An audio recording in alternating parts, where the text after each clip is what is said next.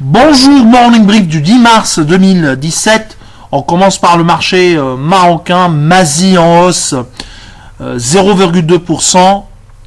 Depuis le début de l'année, on est à 2,44%, tiré essentiellement par les valeurs techno, notamment HPS. Là, nous, vous savez, à notre avis, on est extrêmement positif sur HPS. D'ailleurs, HPS fait partie de notre portefeuille central.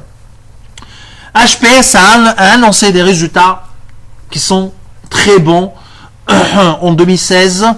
Bien sûr, les résultats sont relatifs à l'exercice 2016. Le chiffre d'affaires est en hausse de 30% à 463 millions de dirhams, soutenu par une forte croissance organique, plus 25,8% et par le démarrage de l'activité switching au Maroc à partir de juillet 2016. Nous, on prévoyait une augmentation de 21,6% pour ce qui est de notre modèle. Le résultat opérationnel est en hausse de 51% à 72 millions de dirhams versus 21,4% prévu par Alpha Mena, avec une marge opérationnelle, très bonne marge opérationnelle de 15,5%, en hausse de 200 points de base. Nous, on était sur 13,4% de marge opérationnelle. Le résultat net est de 59 millions de dirhams, en hausse de 48% versus 14,9% estimé par notre modèle actuellement.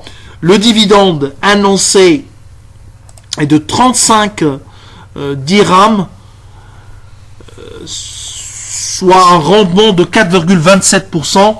Ce dividende est nettement supérieur à nos attentes. Bref, HPS confirme nos attentes et notre optimisme sur la valeur qui est, je rappelle, dans notre liste de valeurs préférées et dans notre portefeuille central. Nous, on est sur un objectif de cours décidément très ambitieux, 1240 dirhams par action.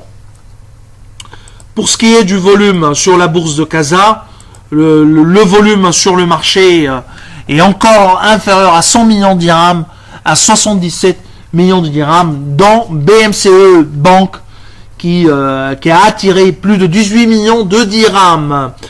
Les plus fortes variations, HPS affiche une hausse de 9,99%, Microdata 9,97%, qui a également publié ses comptes annuels relatifs à l'exercice 2017. Nous, on ne couvre pas Microdata, mais Microdata affiche un chiffre d'affaires en hausse de 28,9% et un résultat net en progression de 76,3%. On passe à la bourse de Tunis. Le Tunindex accuse plutôt une baisse de 0,12%. Plutôt, c'est le Tunindex 20 qui affiche une hausse de 0,09%. Les volumes sont modestes à 3,4 millions. La plus forte hausse, elle a été enregistrée par Salim, 4,47%. Eurocycle revient à 3,21%. STI plus 2,70%. Pour ce qui est des baisses, Sifat moins 4,44%. Modern Leasing moins 3,53% et Tunisair moins 3,51%. Et ben Tunisair, on commence par le désastre Tunisair. On le dit, c'est un désastre, on ne peut pas le qualifier autrement, c'est un désastre.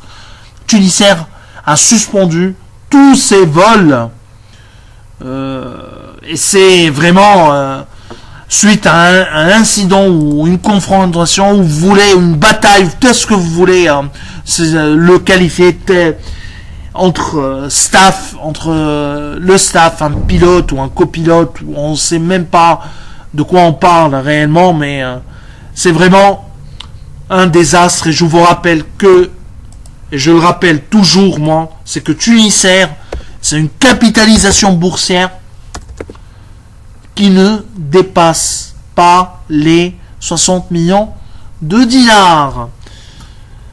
Eurocycle annonce son résultat de l'année 2016, c'est un résultat net de 14 milliards 100 avec une contribution qui est nette d'impôts et de la contribution conjoncturelle. Je ne sais pas pourquoi ils disent contribution conjoncturelle 2017, c'est relatif à l'exercice 2016, mais qui sera payé en 2017. Le dividende est 1,4 dinar. Nous, on est sur un résultat de 14 millions 2, mais ajusté. Donc, ça dépasse nos attentes. Le dividende 1,4 dinar dépasse également nos attentes. On est sur un dividende plutôt de presque 1 dinar, 0,970, ce qui fait un rendement, ce qui nous donne un rendement de